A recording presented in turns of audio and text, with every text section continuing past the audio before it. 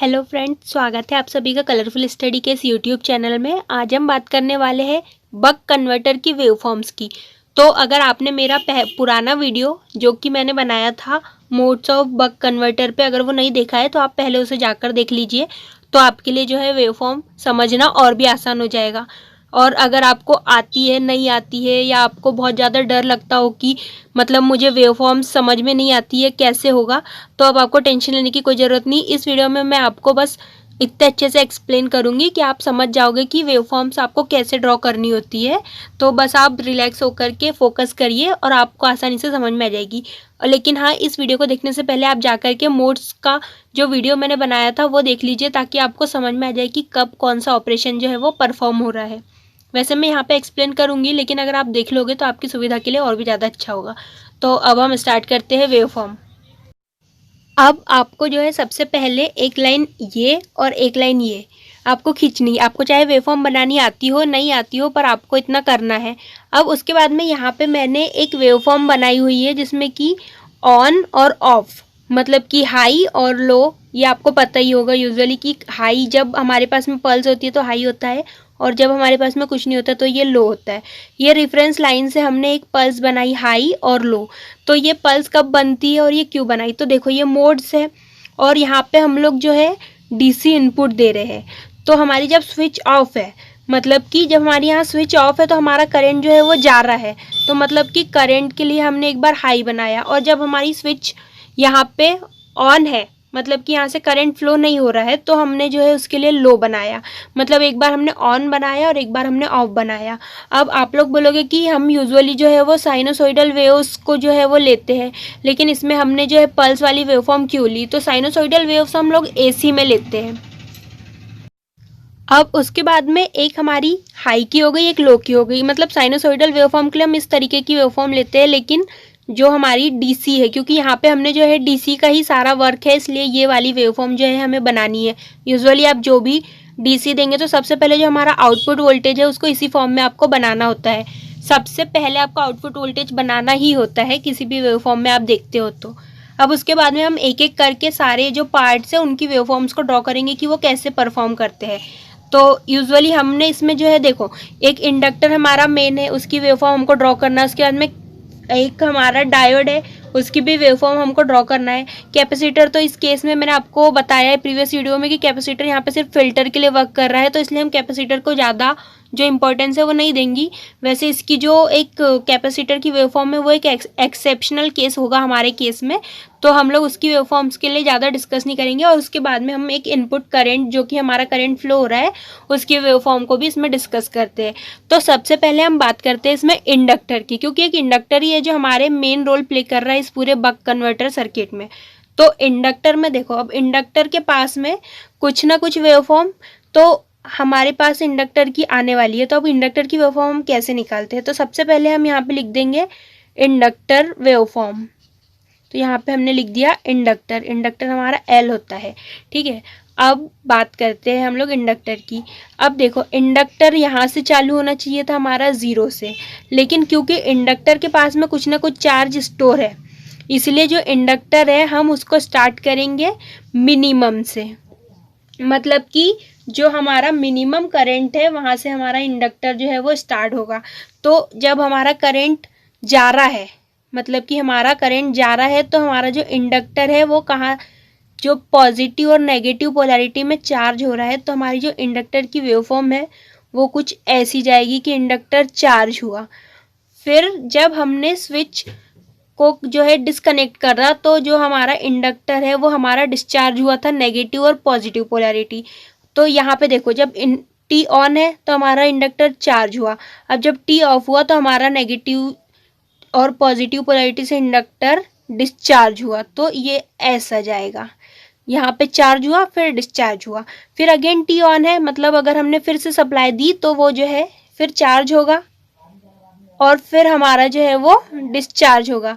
तो ये जो है वो मिनिमम से मैक्सिमम गया, फिर हमारा मैक्सिमम से वापस आकर के हमारा मिनिमम आया, फिर हमारा मिनिमम से आकर के मैक्सिमम गया। तो इसी तरीके से फिर यहाँ पे टी ऑन है तो हमारा इंडक्टर जो है वो चार्ज हुआ मैक्सिमम तक। ठीक है। और फिर हमारा जो है वो आगे प्रोसेस चलती रहेगी तो वो डिस्चार्ज होगा, चार्ज होगा। मतलब इसमें देखो इंडक्टर पहले चार्ज हुआ था पॉजिटिव नेगेटिव पोलैरिटी से, लेकिन जब सप्लाई नहीं जा रहा था तो इंडक्टर के पास जो एनर्जी थी उसने अपनी एनर्जी को रिलीज कर दिया, तो एनर्जी जो है वो डिस्चार्ज हो गई इंडक्टर की। तो इस तरीके से ये हमारा इंडक्टर जो है वो वर्क कर रहा है। उसके बाद में अब हम देखते हैं कि इंडक्टर के बाद में हमारे जो डायोड होता है उसकी वेवफॉर्म को। तो अब हम देखते हैं कि डायोड हमारा कैसे वर्क करता है। अब सेकेंड वेवफॉर्म हम लोग बात करते हैं डायोड की। डायोड हमारा फ्री व्हीलिंग डायोड है जो कि हमने यहाँ पे यूज़ किया है। तो डायोड जो है जब हमारा करंट जा रहा है, मतलब हमारा ये ऑन है, तब हमारा डायोड जो है वो कंडक्ट नहीं कर रहा, क्योंकि हमारा करंट सीधे यहाँ से जाकर के यहाँ पे फ्लो हो जा रहा है और डायोड रिवर्स बायस में है हमारा। लेकिन जब हमने जैसे ही स्विच को ऑफ किया तो जो हमारा इंडक्टर चार्ज हो रहा है तो हमारे डायोड को वो फॉरवर्ड बायस में ला रहा है और हमारा डायोड जो है वो चार्ज हो रहा है। तो हम लोग यहाँ पे डायोड करंट की बात करें जब, तो यहाँ पे डायोड करंट के लिए हम लोग कैसी वेवफॉर्म बनाएंगे कि जब हमारी स्विच ऑन है तो हमारा डायोड करंट 0 है, मतलब इसको हम लोग ये ऐसा लिख सकते हैं। उसके बाद में जब हमारी स्विच ऑफ हुई तो हमारा डायोड करंट जो है वो चार्ज हुआ यूजुअली धीरे धीरे, और फिर जैसे ही इंडक्टर ने अपना चार्ज ख़त्म किया तो डायोड करंट जो भी है वो डिस्चार्ज होने लगा। मतलब कि फिर स्विच ऑन हुई हमारी, तब हमारा डायोड करंट जो है वो वर्क ही नहीं कर रहा, मतलब उसमें करंट जा ही नहीं रहा, तो वो जो है ऑफ रहेगा। फिर से हमारी स्विच ऑन हुई तो ये डायोड करंट गया और जाकर के हमने उसे चार्ज किया और वो कंडक्ट करने लगा।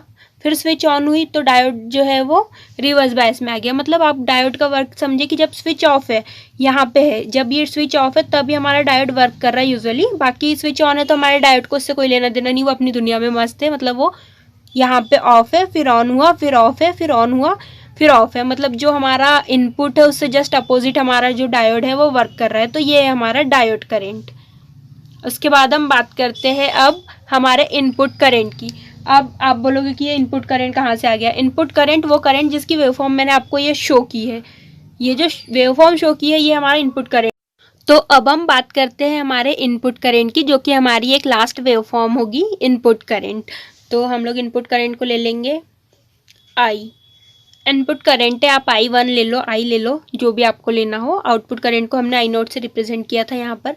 अब इनपुट करंट क्या है। इनपुट करंट वही है करंट जिसकी वेवफॉर्म और जिसके कारण ये हमारा सारा वर्क परफॉर्म हो रहा है, करंट पे डिपेंड कर रहा है, वो हमारा इनपुट करंट है। तो इनपुट करंट कैसे वर्क कर रहा है ये तो आपको भी पता है। ये देखो यहाँ पे स्विच ऑन है, इनपुट करंट फ्लो हो रहा है, स्विच ऑफ है, इनपुट करंट सिर्फ यहाँ पे फ्लो हो रहा है।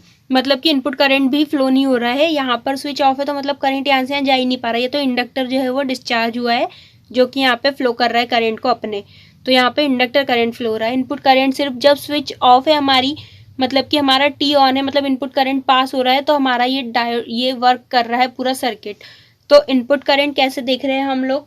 तो देखो इनपुट करंट जब हमारी स्विच ऑन है तो इनपुट करंट हमारा जा रहा है, ठीक है। और जैसे ही हमारी स्विच ऑफ हुई तो इनपुट करंट हमारा क्या हो गया, 0 हो गया। फिर स्विच ऑन है हमारी तो इनपुट करंट हमारा जा रहा है, फिर स्विच ऑफ हुई तो इनपुट करंट 0 हो गया। यहाँ पे ये 0, ये स्विच ऑफ और स्विच ऑन पे हमारा टोटल डिपेंड कर रहा है। फिर इनपुट करंट हमारा फ्लो हुआ, फिर स्विच ऑफ हुई तो जो इनपुट करंट है वो 0 हो गया, ठीक है। तो ये है हमारी वेवफॉर्म है बक कन्वर्टर की। इसमें सिर्फ आपको 3 वेवफॉर्म बनानी है, एक आपको इंडक्टर की बनानी है, एक डायोड करंट की बनानी है और एक इनपुट करंट की बनानी है। तो ये हमारे बक कन्वर्टर की बहुत ही इजीली वेवफॉर्म है। वेवफॉर्म जो है ना आप लोग सिर्फ जो हमारे कंपोनेंट्स होते हैं ना उनको देख करके पता लगा सकते हो कि वेवफॉर्म कैसी होती है। यहाँ पे क्वेश्चन बनता है कि जो हमारे इंडक्टर की वेवफॉर्म है वो हमारी वेवफॉर्म जो है वो मिनिमम से मैक्सिमम पे जा रही है, ना कि 0 से स्टार्ट होकर के वो मिनिमम से स्टार्ट हुई, तो क्यों। तो देखो हम जानते हैं कि इंडक्टर के पास में कुछ ना कुछ एनर्जी स्टोर होती है। तो एनर्जी जो है वो इंडक्टर की, उस एनर्जी को पहले से कुछ एनर्जी प्रेजेंट है, उसके बाद में जैसे हमने उसको चार्ज किया तो उसकी एनर्जी जो है वो बढ़ गई। तो सपोज कर लो कि पहले से यहाँ से यहाँ तक कि उसके पास में एनर्जी स्टोर थी, लेकिन उसके बाद में जैसे ही हमने चार्ज किया तो उसकी एनर्जी जो है वो मैक्सिमम पहुँच गई, मतलब उसकी मिनिमम एनर्जी से जाकर के उसकी मैक्सिमम एनर्जी हो गई। फिर मैक्सिमम से फिर वो मिनिमम हुई, मतलब वो पूरी एनर्जी को रिलीज़ नहीं कर रहा है। जब ये इस कंडीशन में वो कुछ ना कुछ एनर्जी तो अपने पास में स्टोर रख ही रहा है, क्योंकि ये एक स्टोरेज डिवाइस होता है। तो इस तरीके से ये हमारे बक कन्वर्टर की सारी वेवफॉर्म थी। आई होप कि आपको ये सारी चीज़ें क्लियर होगी और आपको ये वीडियो पसंद आ रहा होगा। तो अगर आपको ये वीडियो पसंद आ रहा हो तो आप प्लीज़ इसे लाइक करें, हमारे चैनल को सब्सक्राइब करें और जितना ज़्यादा हो सके अपने दोस्तों के साथ शेयर करें और ऐसे ही नए नए वीडियोज़ के लिए और बेसिक नॉलेज के लिए हमसे जुड़े रहें। Thanks for watching.